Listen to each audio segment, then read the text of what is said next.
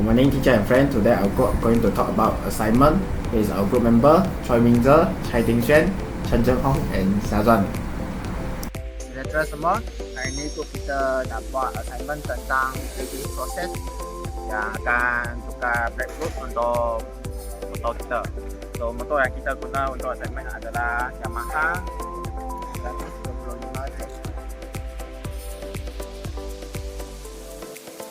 Okay, before we do the baking process, we are going to run a test for braking first to compare the braking result before and after baking. So we are going to like here, which our motor will run at 60 km/h and then apply brake after we touch the line. And after that, after the motor stop, we are going to draw a line which indicates the distance of our braking.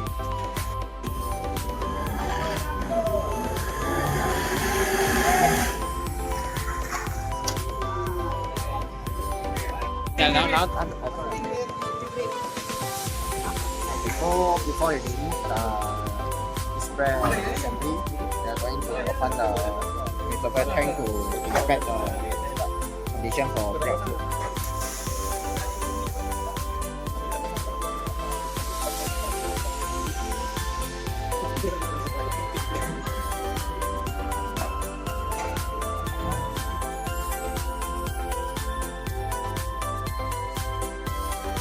Now we are going to remove this brake assembly. So first we are going to remove the brake caliper.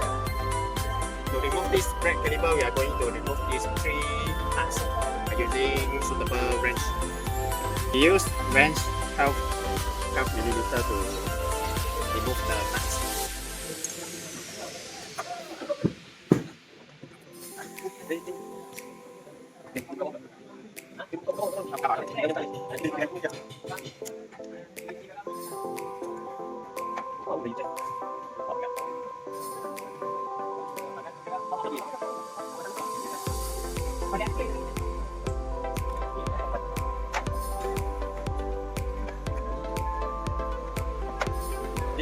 To open this small nut, we are going to use wrench 8 mm.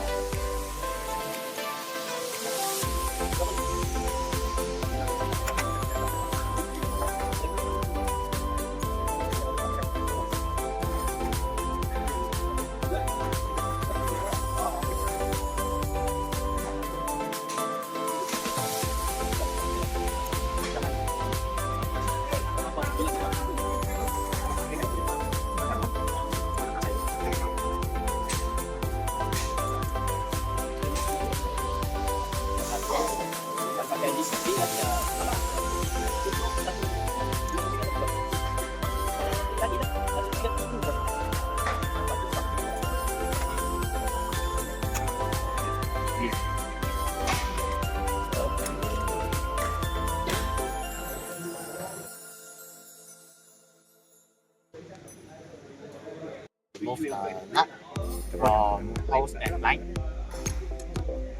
by using wrench 12 mm.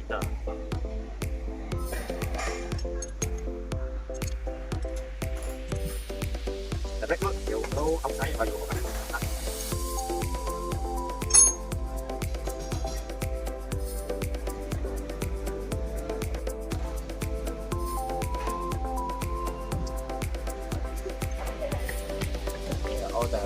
All the oil is flow out. Yeah. To remove the brake caliper, we are going to remove these 2 screws by using Allen key.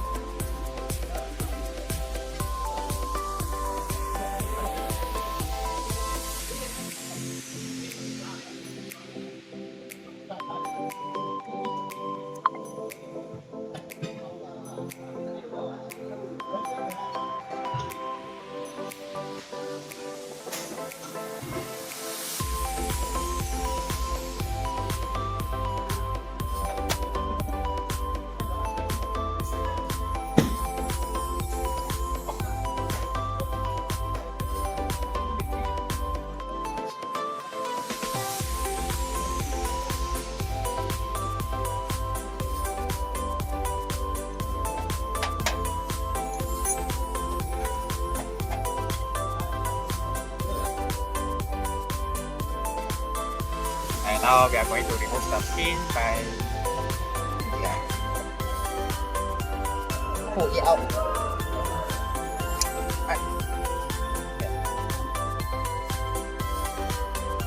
And now to remove the piston, we are going to using the air gun. We're using a piece of cloth to close the piston surface, and another cloth to wrap the air gun. Then put the piston.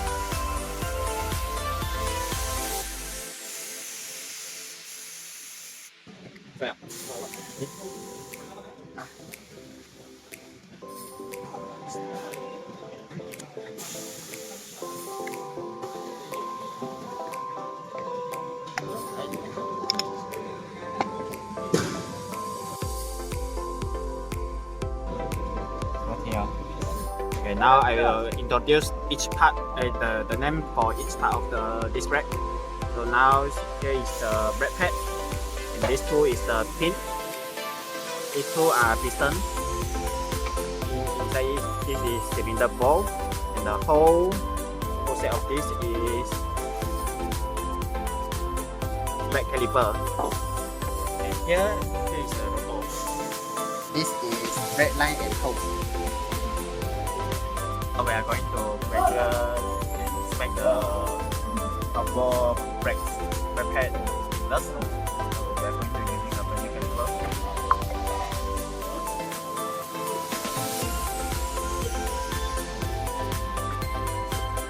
The thickness is 3.54 millimeter. For standard brake shoe thickness, it will be between 2 to 4 millimeter. So 3.54 millimeter we consider still good condition. Now for inboard brake shoe thickness,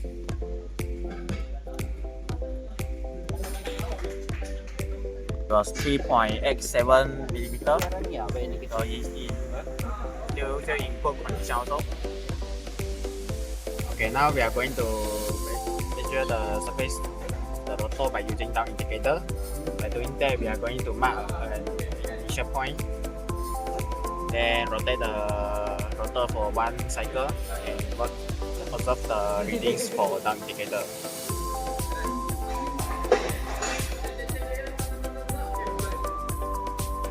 If the value of down indicator is within 0.05 millimeter, then it's considered the surface is even and is on good condition. As you can see, the value is always within 0.05 millimeter, so the rotor is in good condition and the surface is even. And, to measure this thickness, we are going to take 6 different points. 1, 2, 3, 4, 5, and 6. So that we are going to measure Using vernier caliper.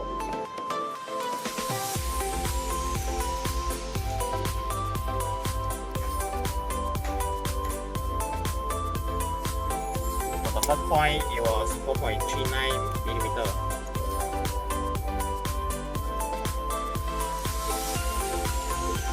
For the second point, is 4.31 millimeter.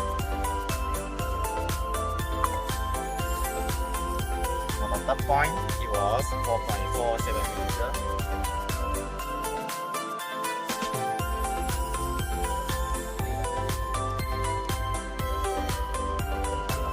The fourth point is 4.44 millimeter.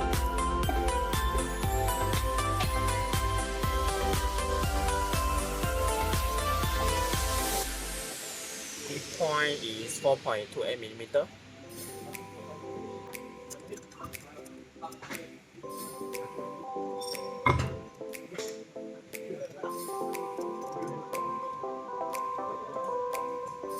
And last point is 4.37 millimeter.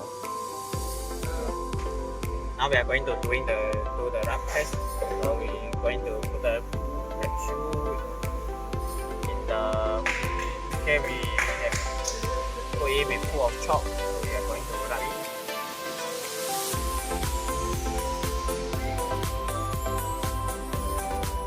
And now since the brake shoe is full of chalk, so we can conclude that the surface of the brake shoe is still even and in still good condition. Okay, for brake indicator, it's still not rusty and clean, so it's in good condition. And for piston, the surface still clean, not rusty and smooth, so it's in good condition. The inner side is still shining and not rusty. When using hand to rub it, it's still smooth and not rough. So it's in good condition also. For brake line and hose, by observation, it didn't leak any oil, so it's still in good condition. Okay, now we with the assembly.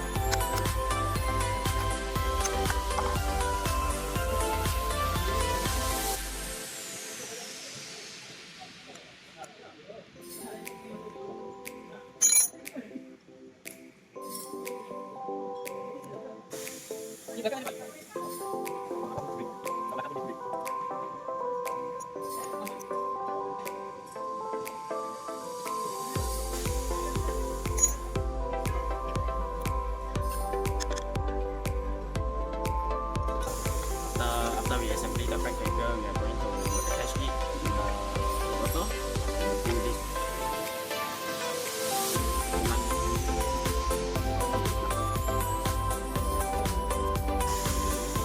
Now I am going to open the regulator.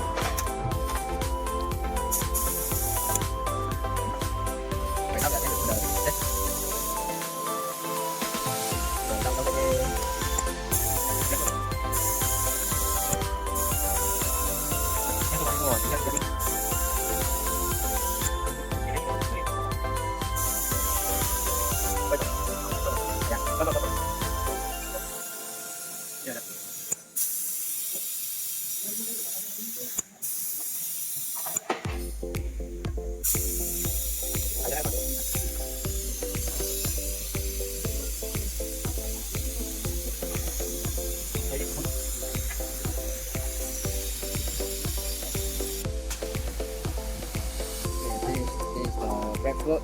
After we doing the building process, as you can see, the brake fluid is now clean and clear.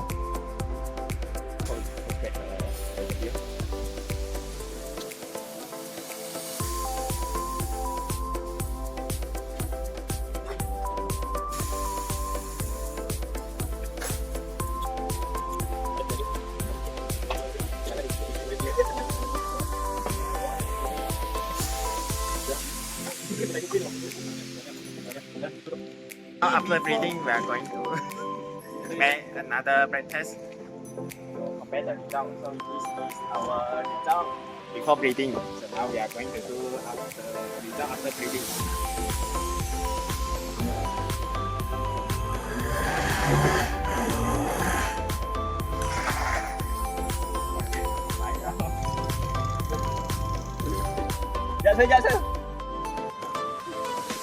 Okay, now we are going to take the result for the distance before breathing process.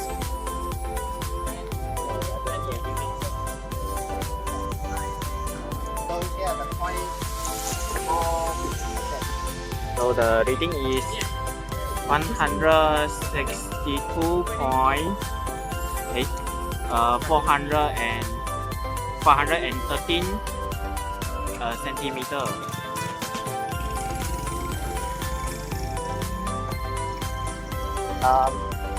And now we are going to measure the distance after doing the breathing process.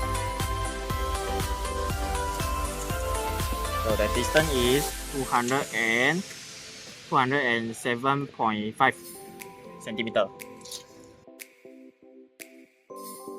For the result, I'm going to talk about this brake part name. First one is disc brake, second is bolt, third is caliper assembly, fourth is piston assembly, fifth is caliper seal, sixth is brake pad, seventh is blick screw, eighth is spring, ninth is pin pad, 10 is pin slide, 11 is boot, 12 is boot caliper, 13 is pin, 14 is nut, and 15 is bolt. For condition of this part, brake indicator still not rusty and in good condition. This brake surface is smooth and in good condition. Outboard brake shoe condition is still smooth and good. The thickness is 3.54mm. Inboard brake shoe, the surface is smooth as well. The thickness is 3.87mm.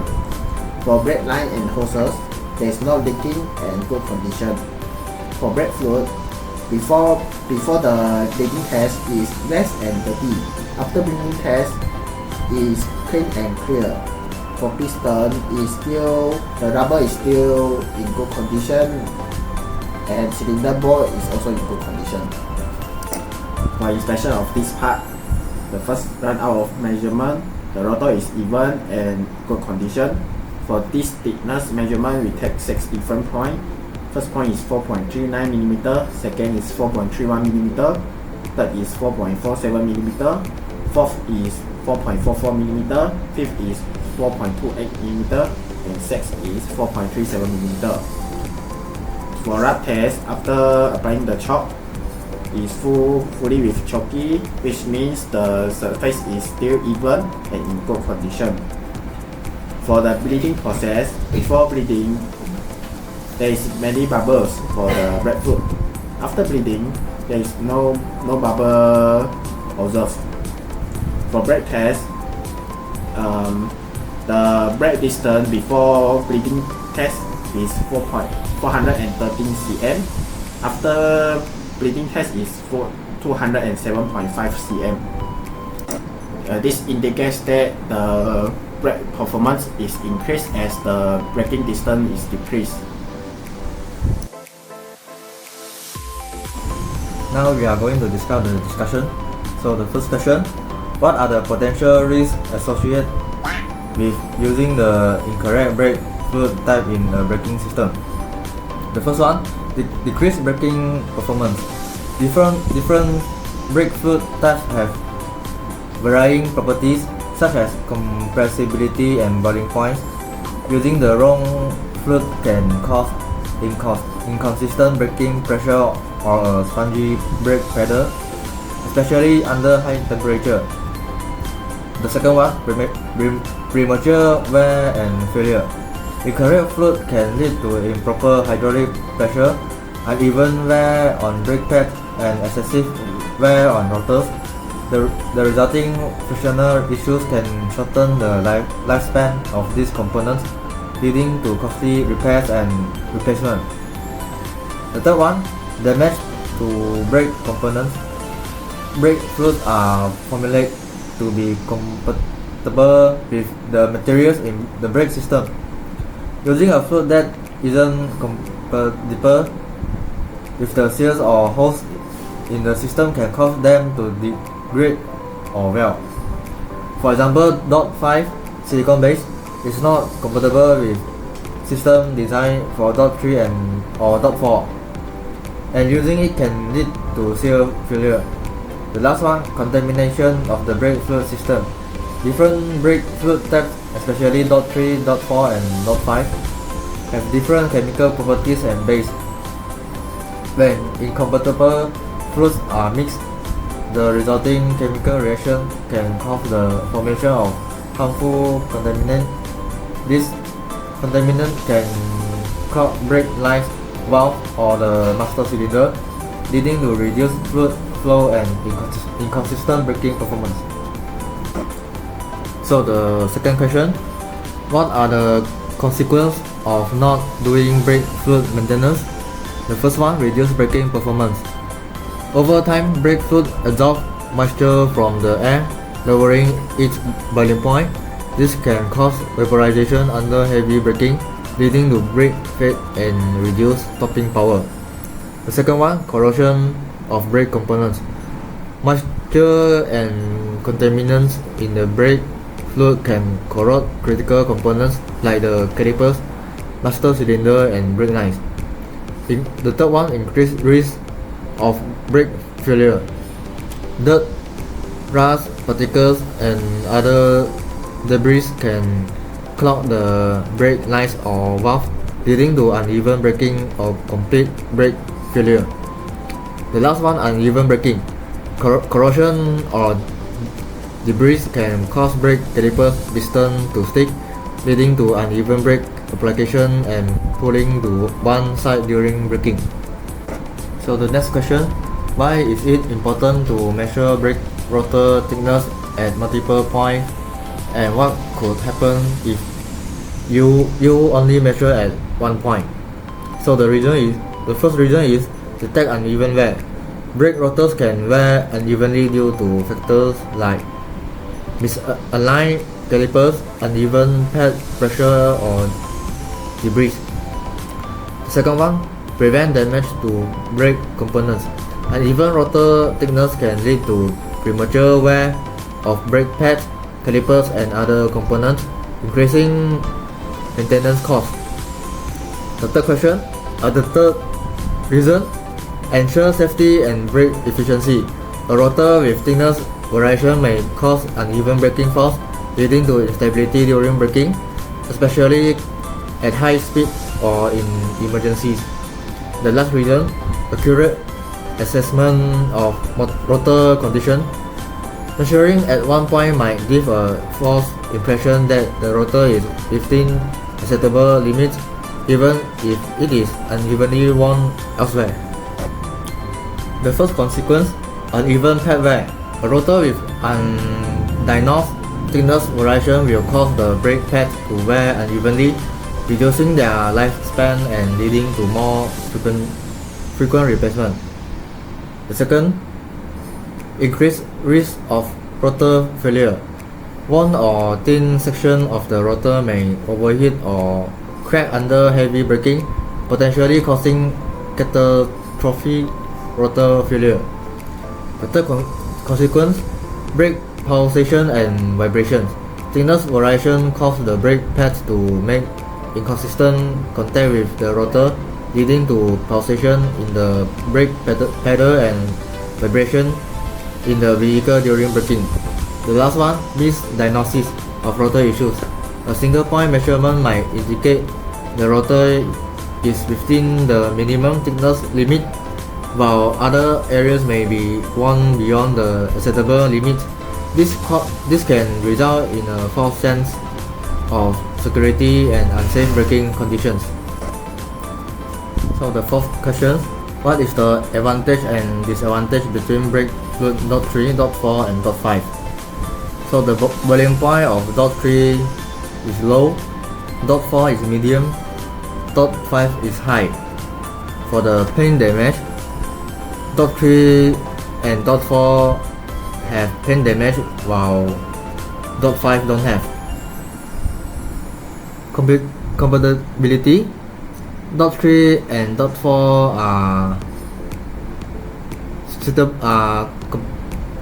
suitable for most systems, while .5 are only specially system. For the moisture absorption, .3 have high easily absorbed quickly, while .4 is slower absorption. .5 does not absorb.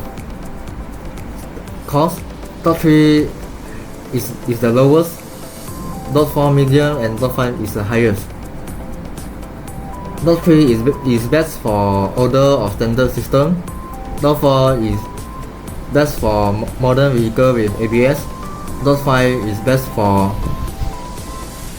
specially or long store vehicles.